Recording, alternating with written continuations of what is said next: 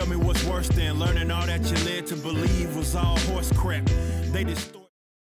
Impact Wrestling. Some things actually took place on this show, so it was an interesting episode this week. We start the show with Scott D'Amore and Josh Alexander in the ring talking about Option C. Josh Alexander talks about the X Division meaning almost everything to him. But 6 years ago, he had a neck surgery. And during this time, he said he had regrets. And he no longer wants to live with regrets. He's done all he could do with the X Division title and wants to be the face of Impact. And to do that, he needs to be the world champion. This, of course, brings out Christian, who says he respects Josh Alexander and respects his story. And says, you nearly lost your career. 7 years ago, I did lose mine. And it took over a year of solitude and hard work to get back to the top. And he says, you need to think about this. Option C, you could leave with nothing. You're not going to be the face of Impact. You're going to be a face in the crowd. And this led Josh Alexander to say, thank you, Christian. I really appreciate that. You made this decision a lot more easy for me. And he cashed in the title. This, of course, left out Ace Austin, who came in and said that he was close to beating Christian and becoming the youngest world champ, and that Josh Alexander was following him around, obsessed with him, and that, he didn't think that Josh Alexander was the kind of guy who would quit. And Option C is quitting, and he never would have given up the X Division title. To which Josh Alexander says, yeah, you never would have been in this position because you are the one who I beat for this title in the first place. So this was all pretty good. They got into a pretty good scrap. Christian and Josh Alexander got beat up by Ace Austin and Madman Fulton. And then Scott D'Amore would make the main event for the show. Ace Austin versus Josh Alexander.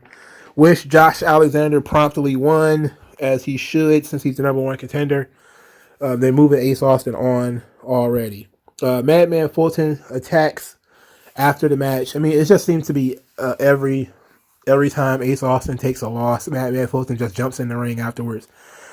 We see that a lot in wrestling now. The guy get jumped from behind, trying to get your heat back. I think it's done too much now. I think it's kind of done too much. In any event, Fulton came out there. Of course, Christian came out there. They were getting beat up because Madman Fulton, sometimes he's booked like a strong heel, sometimes he's not. This led Christopher Daniels to run to the ring. Very, very randomly, Christopher Daniels appears. He looks good. He looks to be in better shape than the last time I saw him. I can't tell you when the last time I saw him. I think it might have been the SCU Young Bucks match. I don't watch Dark and Dark Elevation and all that crap, so I don't know if he's been on there. But the last time I saw him was when SCU broke up. So he looked decent. He looked good here. I remember before the SCU match, there was times where I thought Christopher Daniels was not going to make it. He looked terrible. But he actually looked pretty good here. The crowd seemed to be pretty happy he was there. Scott D'Amore says that he will be fighting Madman Fulton next week. So that's interesting. Christopher Daniels is a pretty good get. AEW turning Impact into their old folks' home is. Jericho's already said he's not going. Jericho said, well, there's a crowd there now, so maybe Jericho will go. Remember he dissed Impact by saying he was never going to go wrestle in a warehouse, but maybe now that there's people there, he'll actually go and do a taping at Impact. Maybe not, but it seems like they're just going to leave all their old guys to hang out at Impact. I wouldn't be surprised if they start selling like Joey Janela and all that kind of stuff. All right, let's go back to the episode. So Rich Swan and Willie Mack, they are going their separate ways again. I mean, they're still a tag team, but they're going their separate ways. Since Option C took place, the X Division title is open, and Willie Mack is a former X Division champion. He says he wants that again. He's looking to get into that X Division championship match at Bound for Glory. Rich Swan, former world champion, says he wants to get into that Call Your Shot gauntlet and use that to become a world champion. Brian Myers Also announced himself for the Call Your Shot Gauntlet and said he's going to win it. And Sam Beal foolishly thinks they're going to be the tag team champions. To which Brian Myers says, no, I'm going to be the world heavyweight champion. So because they got in their face, Rich Swan challenged them to a tag team match. And Brian Myers says, well, I'll pick someone else. I don't like these guys I'm hanging out with right now. So the tag team match ended up being Rich Swan and Willie Mack versus Brian Myers and VSK.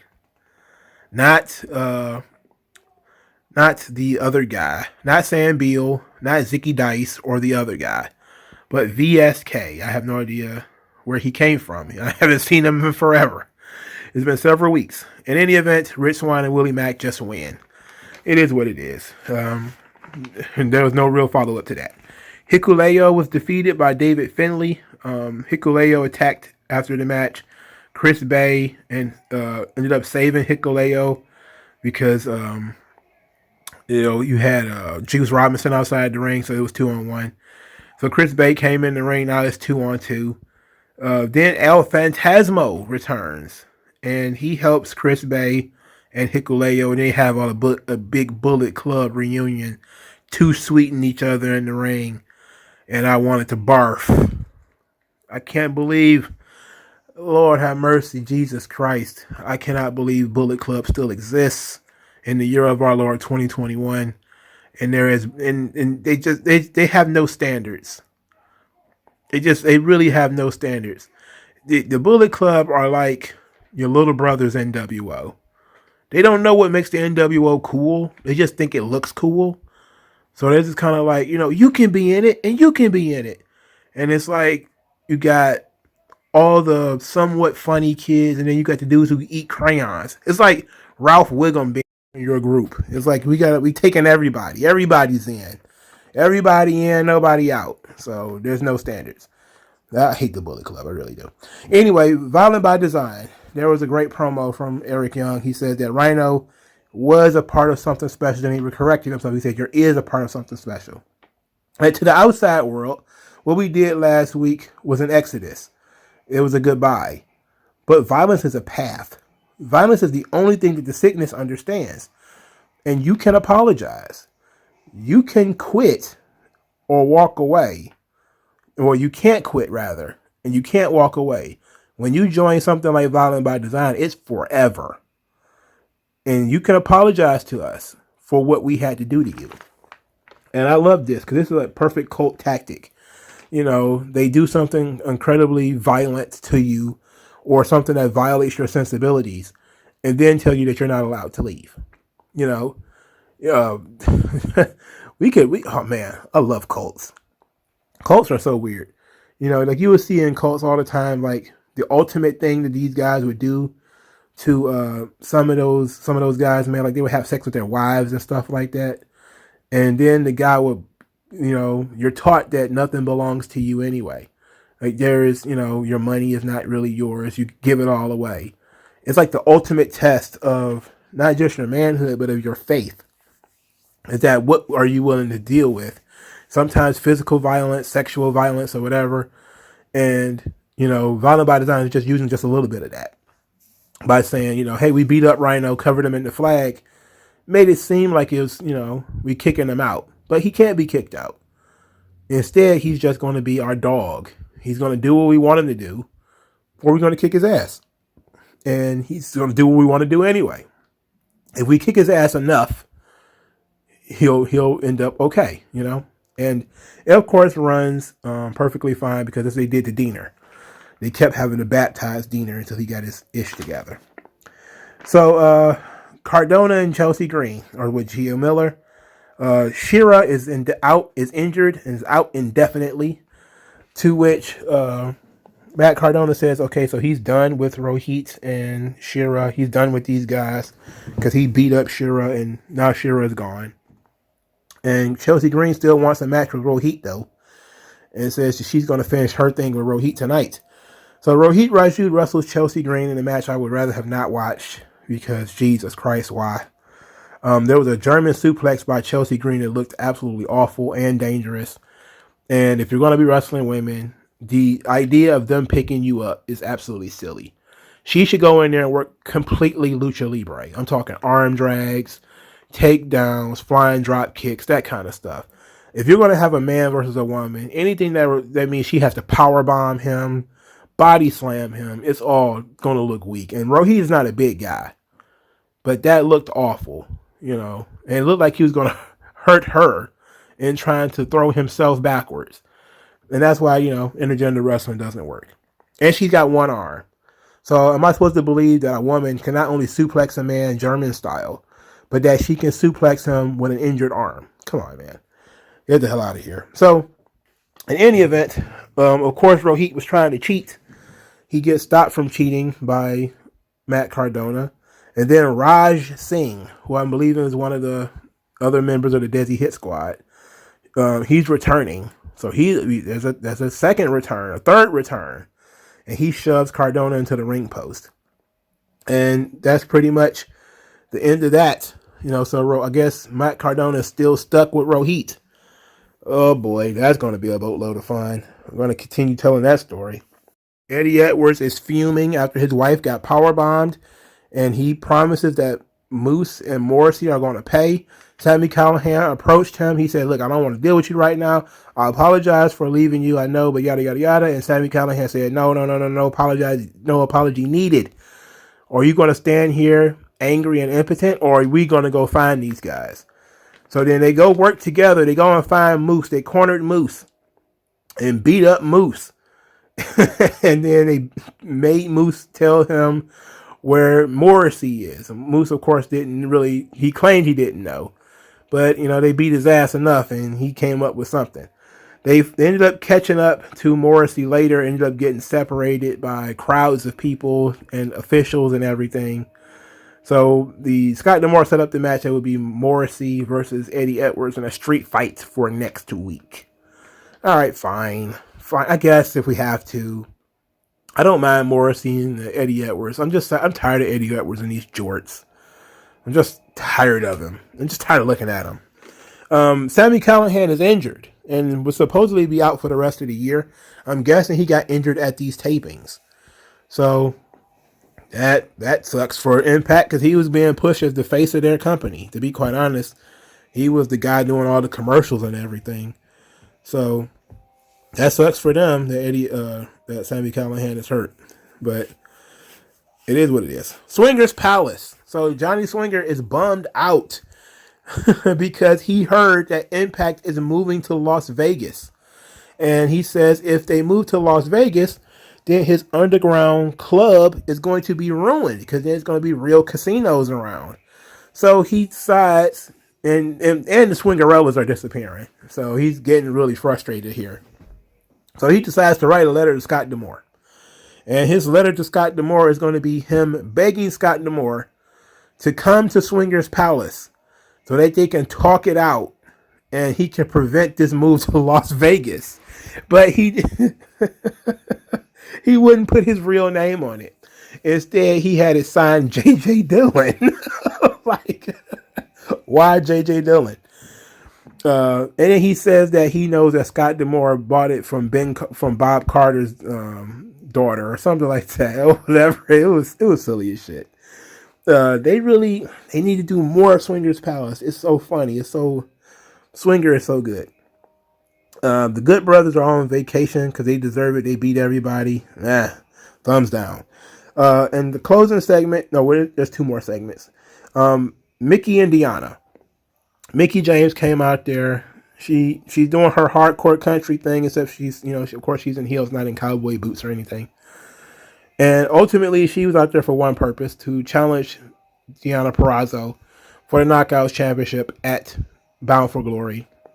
Deanna Purrazzo obviously said no, and that Mickey James had not deserved it, and that when she does deserve it, they can revisit the issue, which led Mickey James to attacking her, slapping her, and them fighting. Then, of course, the referees and everybody came down there to separate them. Scott D'Amore said wrestlers can't make their own matches, but they also cannot refuse their own matches, and says that Mickey James is a legend, and if she wants a chance at the Knockouts title, she can have it whenever she wants. And Bound for Glory it is, Deanna Purrazzo versus Mickey James for the Knockouts title. All right, the final position to discuss is more knockout stuff, as Madison Rain and Tennille Dashwood won a tag team championship match. Gail Kim comes out to announce the Knockouts and Knockdown pay-per-view that I not quite conveniently decided not to discuss, but we will discuss that in a second. Which she will be in charge of this show, which is why I'm not thrilled about it. I mean, watching the NWA show was interesting because I wanted to see what kind of women were going to show up. Watching the Impact show, one run by Gail Kim. In any event, in this situation, because Tennille and Madison Rain won a tag team title match, Gail Kim said he had to beat Jordan Grace and Rachel Ellering next week. The winners will be the number one contenders for the knockout tag team titles. But Gail Kim was really there to talk about was the Knockouts Knockdown number one contenders tournament, in which there will be 4 women, 8 women, an 8-woman tournament, 4 from Impact, 4 from the Independents, and the winner of the tournament will get a shot at a Knockouts championship.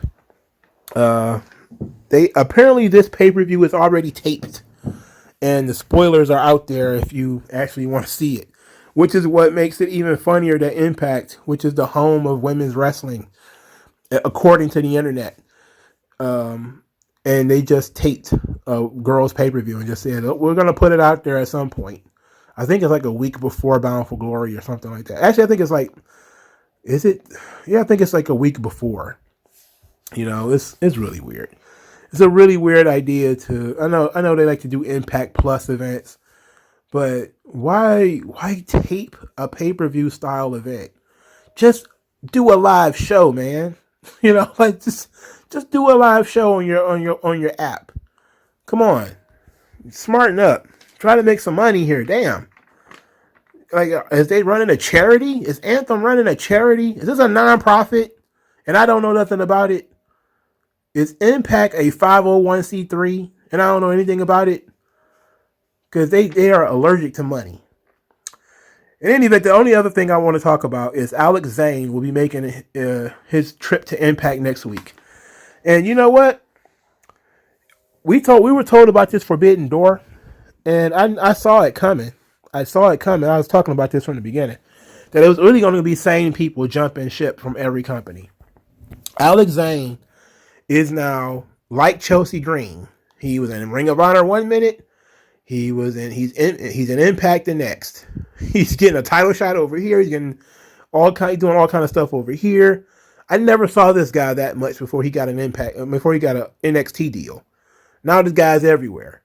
You know, he's on every indie show, you know, and everything. Now, I'm pretty sure that it's the extra exposure, you know, even though you're not really, he wasn't like, you know, a mid-card guy in NXT or anything like that. He was just a guy on the card, but he was showcased a little bit on 205 Live. So I'm pretty sure that bumped his stock up some. But, you know, he's in this X Division thing that they're doing now. The X Division thing is there's going to be 3 triple threat matches. And the winners of the 3 triple threat matches, I guess, will go to a triple threat match. Ultimate X, I think it is, or whatever, for the new X Division title at Bound for Glory. But my point is, when this Forbidden Door garbage has just become, hey, we're all just going to use the same guys. You know, everybody just uses the same guys over and over and over again. And it's doing exactly what I said it would do. And that is taking opportunities away from some of the other kids. You know, some of these guys are also rans. They've been around forever. You know, Chelsea Green is not new to the business. How she got spots in ROH, NWA, and Impact, I have no idea. Why not use a younger woman who doesn't have that kind? I mean, sure, you're building a star. Sure, you might say, well, we can afford Chelsea Green. It's like, but why? She's everywhere else already. You know, let's build up somebody that you can only see here. So give somebody else a chance. For fuck's sake. I know it's a business, but come on. You know, what kind of star power did this person have if they own 3 or 4 other shows? you know? But it's good for the wrestlers to get to pick up paydays, but it makes your show look like everybody else's show if everybody else is on it, you know? So it is what it is. And plus, what the hell was that Fatal 5-Way at the pay-per-view for if it wasn't for the X Division title shot or something like that? Why does a Laredo kid have to win another match to get an X Division title shot? That's weird. But it doesn't matter. Let me know what you guys think. I do like that Christopher Daniels is back. I could take or leave everybody else who's coming back. But let me know what you guys think in the comment section below. Like this video, share this video, subscribe to the channel, donate to the channel. Thank you guys for your time, and I'll talk to you guys later, man. Peace out. The skin tone, so why attach yourself and piggyback the wealth you didn't earn or lack yourself? I'm telling you to own up to your own success and failures. It's a reason why these sleazy